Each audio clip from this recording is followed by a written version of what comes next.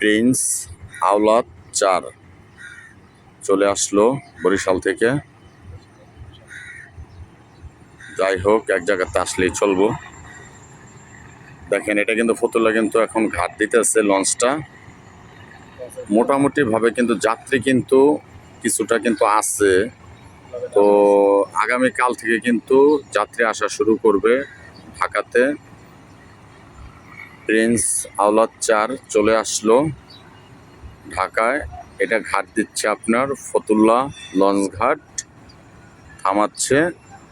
আপনারা দেখতে পাচ্ছেন অলরেডি কিন্তু ঘাটে কিন্তু ভিড়াচ্ছে লঞ্চটি, দেখতে পাচ্ছেন। কিছুক্ষণের ভিতরেই যাত্রী নামবে। তো গাইস, এরকম ভিডিও পাওয়ার জন্য আমাদের চ্যানেলটি সাবস্ক্রাইব করে রাখুন।